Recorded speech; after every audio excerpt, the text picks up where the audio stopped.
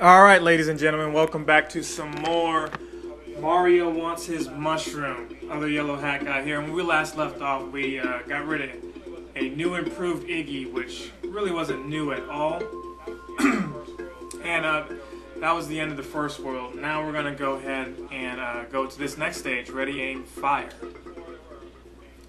Yeah, like I said before, there were a lot of attempts, well, a few attempts that I made just to get this, playing right. And dying wasn't as much of a factor, as you can see from the last video with the practice I had versus just getting the damn thing to record right. It was a pain, but I think everything is fine now. I'm using Windows Media Maker to go ahead and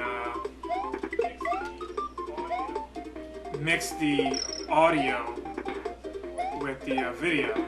As I said before, the easy cap I have isn't recording sound, so I listened to the first video, a little bit of it. I didn't think it sounded too bad, so I went with it. I'm going to keep trying to improve it and make it better, but in the meantime, I'm actually happy with this. So let me know what you think in the comments. And, whoa, that was death. So apparently we need to get in that pipe over there. But let me know what you think, and I'll try to keep improving for you guys.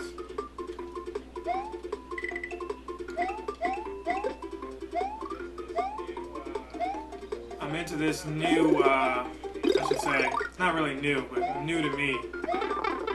They've got this thing at Walmart where they're promoting the heck out of Skylanders. I'm sure some of you have heard it. Some of you are like, what the heck is that? But it's pretty much something that I'm surprised Marvel or DC didn't think of when they had these Hero Click toys. Have you ever seen those? Those are basically these,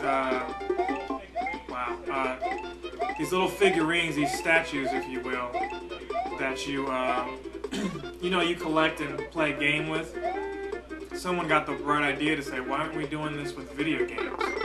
And they couldn't be so more correct. Basically, you have what's called a portal, a little USB thing that glows, and you set that down somewhere, and you can put some of these figurines on top of them and play as those characters. So for certain games, for example, Skylanders Giants, I believe. Wow, I'm going to start using save states. I apologize. But the Skylanders, for example, you can use that portal and put the figures down and play as those characters. And where that comes pretty cool and neat is when you're required to, say, use elemental powers, such as maybe ice or fire, and you need to do both maybe. They've got what's called a Swap Force pack, which is for a Swap Force game, a version of that game that they have out, that allows you to do what I used to do as a child, which is break apart my toys and mix and match them together. So you'd have a fire and ice type all in one. It's like, it would be awesome if Pokemon did something like this. I know Disney is doing it now, Disney owning Marvel. Maybe we could see something like that in the future. But, man, I'm just on a bad streak here today. But they've got what they call Disney Infinity, which is pretty similar. Sadly, they have their own little portal thing that they're going to require you to buy. Yeah, I wish I could just edit all this out, but screw it, I'm going to leave it in. It would be terrible if I got a game over, but we're just going to run with this. Yeah, you know what? We're going to start saving. Really don't have time for any of the shenanigans today. But yeah, that's pretty neat. I got that online, and it saved me a lot of money. I just want to try out the Skylanders. I've never played it before, kind of never knew what it was about. It looked overtly kiddie, and say what you will of me playing a Mario game here, but it just didn't pique my interest, and so I kept bypassing it. But in the Walmart near me, you can't escape it. Food, there's Skylanders. Clothes, there's Skylanders. Skylanders, there's more Skylanders. So I said, let me see what this is all about. I got a neighbor below me. He even plays with his... Wow, did I just miff that? And I miffed that too. He plays with his wife and kids, and him and the wife are constantly more into it than... Wow, that was a weird, decryptic looking thing. Anyway, they play with it more than the kids do. So I said, you know what, let me give it a shot. If I can find the portal for cheap, I could get a copy of the games and check it out. And I got that in the mail today, so maybe, not make any promises, I may try to capture some footage of that when I get the chance. And by chance, I mean like when I can move my Wii to my setup near my computer to record that. The sad thing with the Wii, which is a plus for me in this situation, is it wasn't an HD console, and although they have component cables for it, you'd be okay without the progressive scan, just using the 480. And I believe that's what the S-Video can capture. So all in all, that may work out playing some Wii games. I also want to check out some older Sega Genesis games. I'm also watching this one guy who just reviews nostalgic games and hidden gems and things like that. You may know what I'm talking about, you may not, but he's pretty cool, and he's got some games that I never even think of that I may even own, maybe stashed around somewhere on an emulator or something like that, and I'm going to check those out and perhaps play some of those on the system.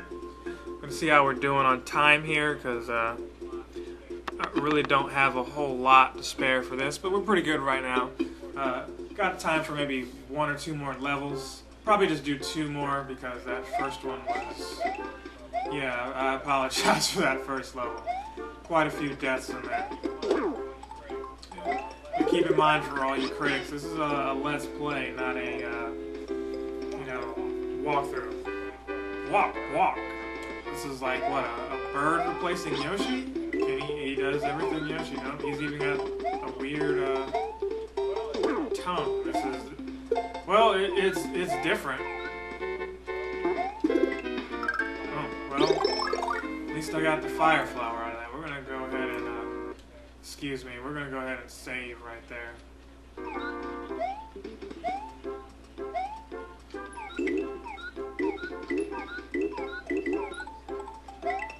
Can't stand those things. But at least, whatever this thing is, Yoshi, I don't know. At least he can stand on the spikes like Yoshi could. Make that a little bit easier. There's worse Mario enemies. I actually like charging Chuck as much as I get killed by him. Let's hope that doesn't happen right here. But the little fire plant or whatever, that thing, I don't know, I always thought it was shooting like larva or maybe like magma. I don't know what it is it's shooting, but it always kind of it's just there in the way. It was quite annoying since Mario 3. I think that's the first time I recall seeing it. Maybe if not the first time it was in a game. Oh, speaking of the devil. At least there's a halfway point. Extra life. 1-up. What have you. I've always called them 1-ups. I've never heard anyone call them free lives until I was watching some Let's Players. I mean, I believe there's signs in the game saying, hey, 1-up. I mean, it's not a big deal if you call them free lives or whatever. But are they free lives if you have to work for them? Some of them, but...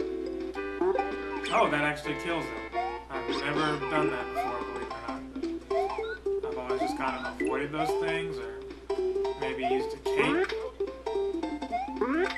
Oh! So glad I didn't screw that up. I'll say though, I'm a fan of the Super Nintendo controller, but using this on an Xbox, not too bad either. Castles, ghost houses, and switch palaces and the big dots in the map will activate a save prompt if you finish them. I'm not really sure what that meant, but don't really care. I wonder if I could have avoided that and went under. Yeah, look at it, it fell under.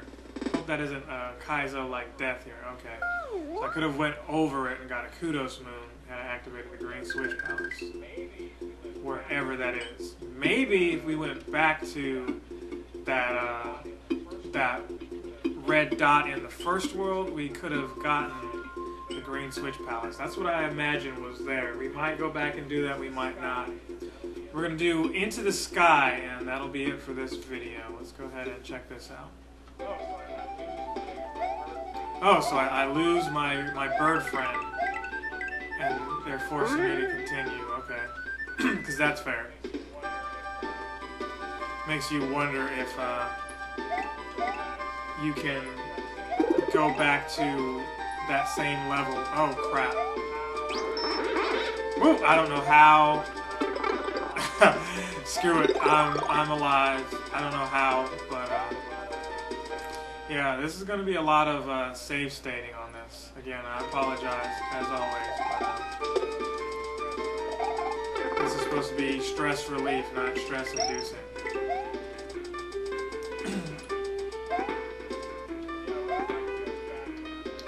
Yeah, I wonder if I could go back and can I duck under here? Nope, I cannot. I was wondering, what was I going to say? If I could go back and get the cape, or not even the cape, I meant to say the Yoshi. I kind of missed that cape that would have helped me out in this level tremendously, you know, maybe just hover over the whole thing, I don't know. But we know we can't do that now. Just a constant jumping contest to see if I can, wow. Took my hand off the D-pad for like a half a second and screwed myself. Another thing I hate is these fuzzies. Oh my gosh, I cannot stand them. In any game whatsoever, fuzzies have always been a problem for me. I don't think you can kill them with fireballs or anything like that. Maybe Yoshi can eat them. I can't think of too many ways that they can be killed, but they are just constantly there, like a little dust. Why do I keep doing that? A little dust bunny that's just in the way. I don't know. I think part of it is just I get so annoyed when I see them that I freeze up and maybe forget how to play. But I just, yeah.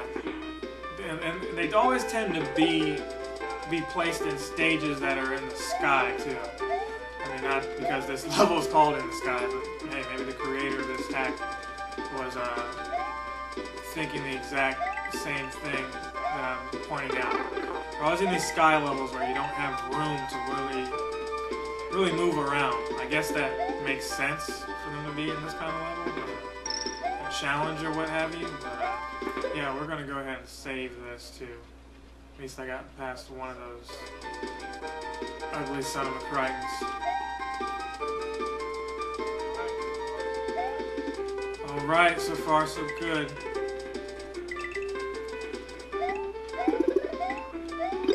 Needed that.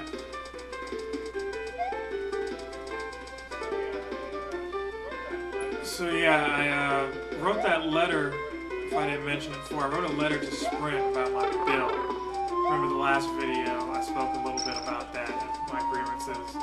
I haven't been obsessed with the whole phone thing like that since I got a BlackBerry Curve that I ended up having. Oh my gosh, that was annoying. This is just the save point?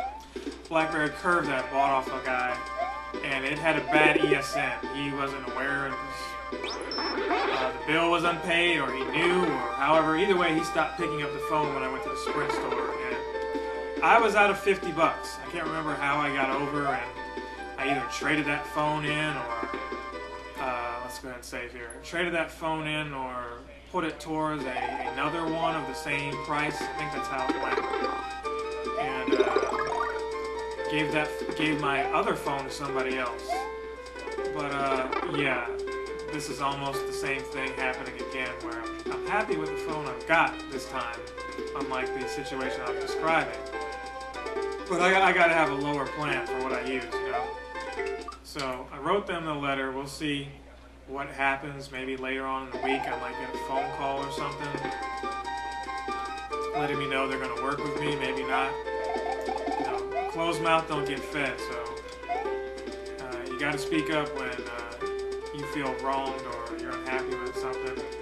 It's always best to practice that early. When I was younger, I was always under the never complain type, and I really don't complain. I'm not really a complainer. Although part of my personality that can be seen, I guess.